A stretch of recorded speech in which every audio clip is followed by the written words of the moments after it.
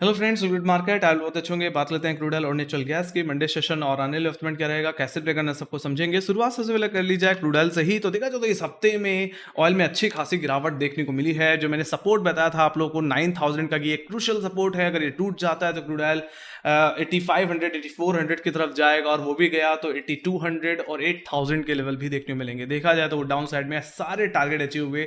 यहाँ तक कि फ्राइडे की ट्रेडिंग सेशन में एक सिंगल डे में ही 12% की गिरावट देखने को मिल गई, और ये क्रूड ऑयल फिसल करके 75-28 के करीब जाकर के बंद हुआ।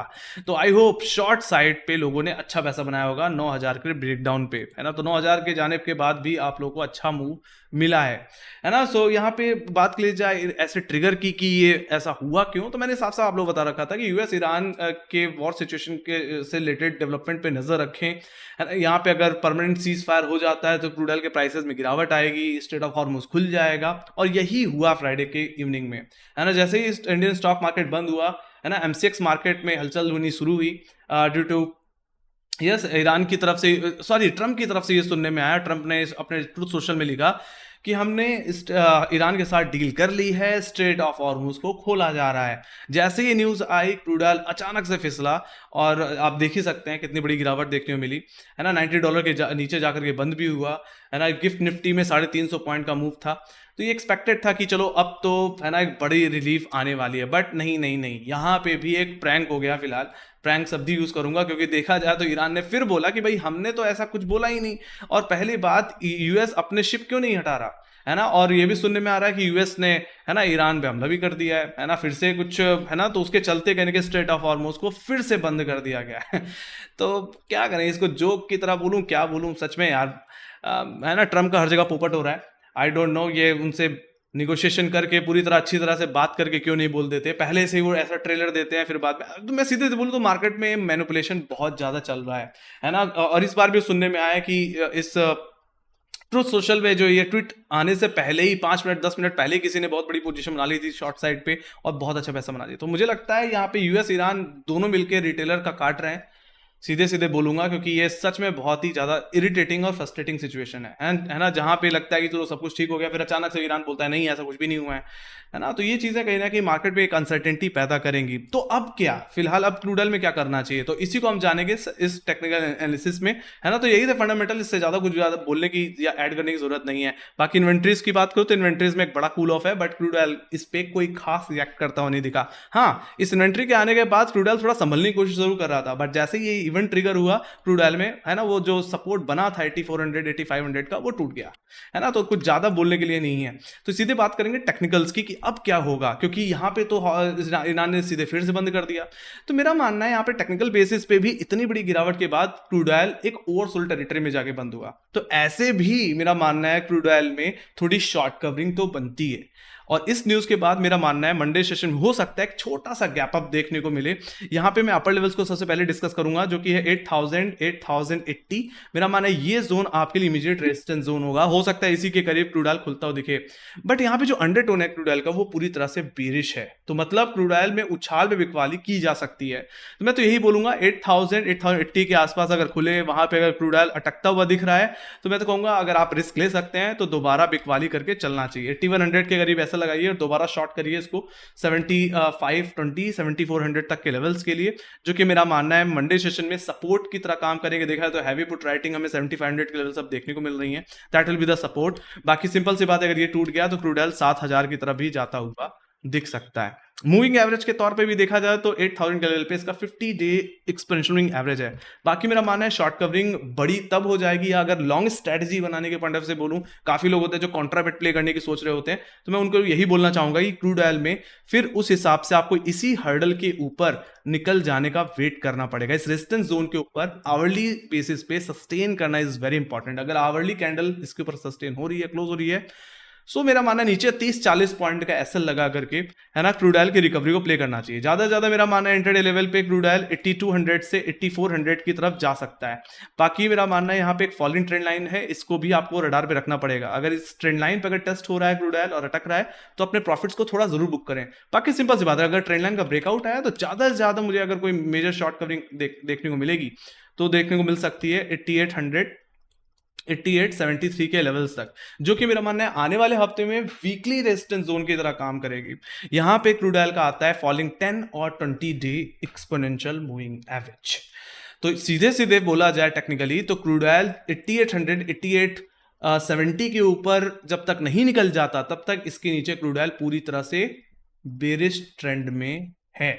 और राइट, तो आप ज्यादा से ज्यादा लॉन्ग साइड की मूव 8800 तक ही प्ले कर सकते हैं, और मेरा मानना है उस जोन पे बहुत ही हैवी क्वालिटी है ओटीएम में, है ना। ऐसे सिचुएशन में ये जोन आपके लिए सेल जोन की तरह एक्ट करेगा। तो अगर आप लॉन्ग लेके कैरी करेंगे वहां तक, और वहां पे अगर क्रूड ऑयल की रैली फेल हो रही है तो तुरंत बुक कर लें। मेरा मानना है वहां से फिर हम फ्रेश शॉर्ट की अपॉर्चुनिटी भी देख सकते हैं। तो शॉर्ट्स कहां कहां से बना सकते हो आप? मेरा मानना है 8800 के लेवल्स पे फेल हो जाने पे या 8000 के लेवल पे ही अगर क्रूड ऑयल रैली फेल कर रहा है तो शॉर्ट पोजीशन बनाई जा सकती है। या अगर आप बहुत सेफ ट्रेडर हैं तो मेरा मानना है आप 7500 7400 के ब्रेकडाउन पे पोजीशन बना सकते हैं। तो तीन तीन पोजीशंस हैं जहां से हम शॉर्ट की स्ट्रैटेजी बना के चल सकते हैं। लॉन्ग साइड की सिचुएशन मेरा मानना है ज्यादा ज्यादा 8000 8080 के ऊपर ही पॉसिबल है ना। अगर ऐसा होता है तो आप इस लिमिटेड रेंज में शॉर्ट कवरिंग प्ले कर सकते हैं। और ये रिकवरी मैंने बताई क्यों आ सकती है, क्योंकि स्ट्रेट ऑफ हॉर्मुज को वापस बंद कर दिया गया, जो है ना, जो सब्सक्राइब को वापस खोल दिया गया था वो वापस डिस्टर्ब होती हुई दिख रही है। तो मेरा मानना है कुछ हद तक क्रूड ऑयल, है ना, इसमें हो सकता है थोड़ी सी रिकवरी भी दिखाता हुआ दिखे, है ना। सो ये सिचुएशन में लेके चल रहा हूं। तो सीधे से बोलूं तो यहाँ पे फ्लैट टू गैप ओपनिंग की उम्मीद बढ़ रही है ना, इस स्टेटमेंट के बाद, है ना। जहां लग रहा था कि क्रूड ऑयल खुलते ही गैप डाउन के साथ खुलेगा और 7000 तक चला जाएगा मंडे को, ऐसा हो सकता है ना हो, है ना, क्योंकि फ्राइडे को ऑलरेडी काफी चला हुआ है ओवरसोल्ड टेरिटरी में। We can expect a short covering in crude oil. तो ये बात हुई गाइस क्रूड ऑयल के टेक्निकल लेवल्स के। सीधे चलते हैं ऑप्शन डेटा में। ऑप्शन डेटा क्या बता रहे हैं? तो ऑप्शन डेटा में भी अगर ध्यान से देखें तो इतनी वोलेटिलिटी, इतनी अनसर्टेन डे की कॉलेटर भी कहने की पोजीशन बनाने में डर रहा है। और कॉलेटर अगर है भी तो सीधे 8000 के लेवल्स पे देखने को मिलता है। जैसे कि बताया, ये जोन आपके लिए मंडे के दिन हर्डल की तरह एक्ट करेगा। यहीं पे सबसे ज्यादा आउटस्टैंडिंग ओआई है, यहाँ पे 2900 का फ्रेश ओआई मौजूद है फ्राइडे सेशन में। पुट राइटर कहाँ है? पुट राइटर अगर देखा जाए तो है भी, तो वो सीधे सीधे आपको 7500 के लेवल पे देखने को मिलेगा। पर देखा जाए तो कंपेयर करें तो पुट राइटर कन्विक्शन ज्यादा है इस जोन में, है ना। तो ये मेरा मानना है एक अच्छा सपोर्ट रहने वाला है। शॉर्ट कवरिंग पॉसिबिलिटी लेके चल रहा है पुट राइटर पहले से ही कि ये जोन नहीं टूटेगा मंडे को, and we can expect some recovery. और काफी हैवी पुट राइटिंग है। तो 3440 का ओआई है। इसके बाद अगर मैं कहीं पुट राइटिंग देख रहा हूं तो सीधे सीधे देख रहा हूं 200 के लेवल्स पे, और उसके बाद सीधे ओटीएम डीप ओटीएम की पुट ऑप्शन, या वहां पे आपको 7000 की पुट ऑप्शन में 5417 का ओआई है। तो सीधे सीधे बोला जाए तो 7400 7500 ही सपोर्ट है।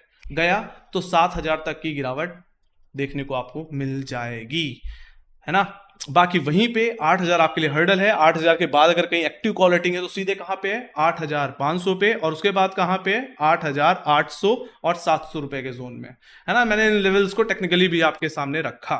तो 8000 7500 रेंज है। ब्रेकआउट या ब्रेकडाउन में डायरेक्शनल मूव प्ले करने को मिलेगा। कैसे प्ले करना है वो मैंने आप लोगों को एनालिसिस वीडियो में तो मतलब क्रूड की टेक्निकल एनालिसिस में तो काउंट कर ही दिया, बता ही दिया। तो अब सीधे चलेंगे नेचुरल गैस पे। तो देखा जाए तो इस पूरे मामले में से मुझे लगता है नेचुरल गैस पूरी तरह बाहर है। यहाँ पे इस अपग्रेड इस डेवलपमेंट का कोई असर नहीं। क्यों? क्योंकि इनके पास और मतलब यहाँ पे ऑलरेडी अच्छा खासा प्रोडक्शन हो चुका है, डिमांड ही नहीं है, तो इसके लिए लोग क्यों हाहाकार मचाएंगे। देखो सिंपल सी बात है, नेचुरल गैस में एक मामला आपको समझ जाने की बहुत जरूरत है।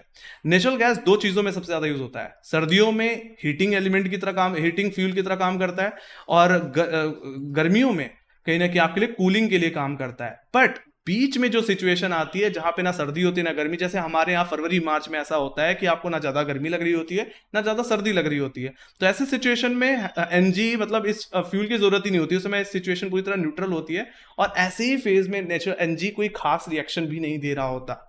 तो मेरा मानना है सर्दी तो गई, उसमें हम है ना, उसके बाद डिमांड एकदम कूल ऑफ होती हुई दिखी हमें फरवरी और फरवरी के बाद एग्जैक्टली मार्च में, है ना। अप्रैल के स्टार्टिंग में कुछ खास हरकत होती नहीं दिखी। बट मेरा मानना है अब यहाँ पे नेचुरल गैस हो सकता है स्पाइक करे अगर यहाँ पे गर्मी बढ़ना शुरू हो, हीट वेव अगर है ना महसूस होना शुरू हो जाए यूरोप में, एशिया में, तो मेरा मानना है यहाँ पे एनजी की डिमांड फिर से कैचअप हो सकती है। तो ये सिचुएशन आपको लेके चलनी पड़ेगी कि एनजी कब मूव करता है और कब किस किस सिनेरियो में ऐसी सिचुएशन बनती है।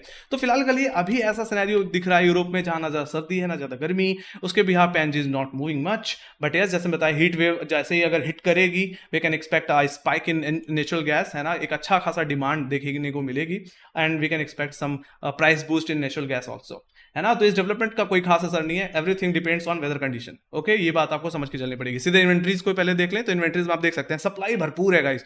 पिछले हफ्ते कंपेयर में इस बार की भी इन्वेंट्री काफी ज्यादा बिल्ड हुई है, 59 बिलियन क्यूबिक फीट, जो कि एक्सपेक्टेशन से भी ज्यादा है। मतलब निगेटिव के ऊपर निगेटिव आपको सुनने को मिल रहा है ना। सो वेदर की मार तो पड़ी रही है, सप्लाई भी बहुत ज्यादा आ रही है ना, और डिमांड है नहीं।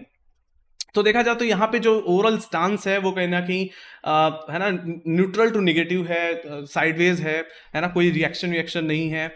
आपको इंतजार करना पड़ेगा, है ना, वेदर फोरकास्ट का, ये कब गर्मी बहुत ज्यादा स्पाइक करे और यहाँ पे डिमांड आ जाए, है ना। ये बात हो गई। अब सीधे टेक्निकल से बात कर लेते हैं। तो टेक्निकल्स की अगर बात करें तो यहाँ पे एनजी में जो हर्डल मुझे देखने मिल रहा है गाइज, वो है 250 से 252 रुपए का, जहाँ पे हम अच्छा खासा हर्डल एक्ट देख रहे हैं। कॉलेटर के पॉइंट ऑफ व्यू से देखें तो 250 is heavy call rating on the call side, और यहाँ पे फॉलिंग 10 डे में भी देखने को मिलता है। मेरा मानना है मंडे सेशन में यही जोन आपके लिए रेजिस्टेंस की तरह काम करेगा। If you expecting any short covering, let it come above 252, मतलब फ्राइडे के हाई के ऊपर सस्टेन होने का वेट करें।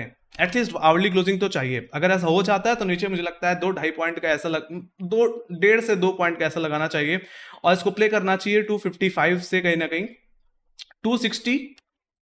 262 रुपए के जोन तक। मेरा मानना है वहां तक की स्विंग हो सकता है आपको देखने को मिल जाए। 262 अगेन ये हमारा वीकली हर्डल एक्ट की तरह एक्ट करेगा। 250 के बाद अगर कहीं हैवी कॉलेटिंग है तो इसी जोन में है। साथ ही साथ यहाँ पे falling 20 day exponential moving average देखने को मिलता है।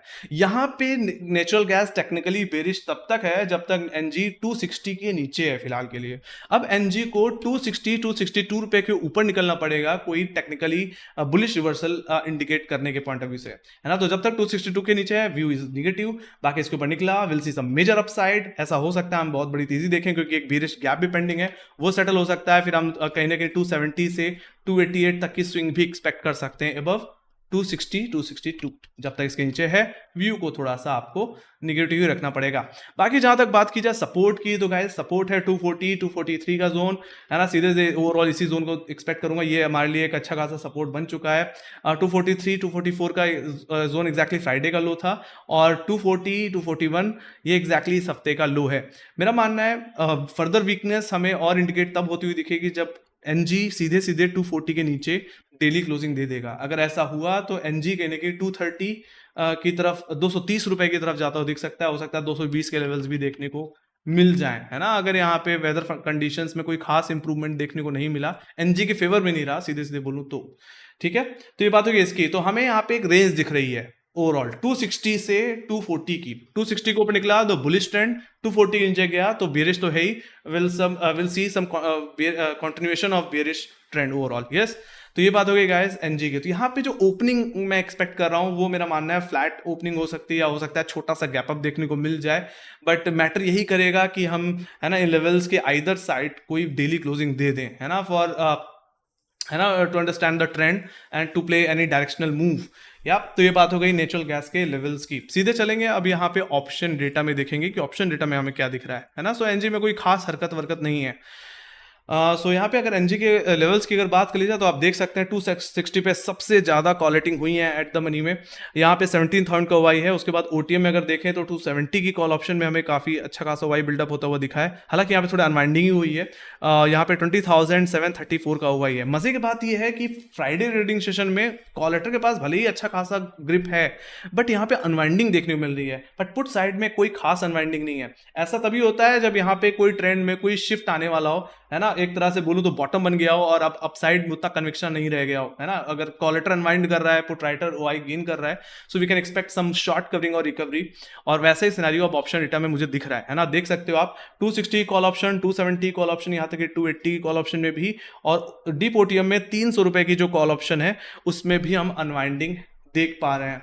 बट पुट साइड पे अगर आप ध्यान से देखें तो ओआई गेन हुआ है कहाँ कहाँ पे, 250 की पुट ऑप्शन में, जहां पे 348 का ओआई गेन हुआ और ये बढ़ करके 9067 का हो गया है। और उसके बाद 240 245 की पुट ऑप्शंस में भी देखेंगे तो काफी हैवी पुट राइटिंग हुई, यहाँ पे 18,000 का ओआई बिल्ड हुआ है और उधर 11,500 का। तो यहाँ पे एक अच्छा बेस साफ साफ दिख रहा है गाइस। 240 इज a crucial and major support for NG.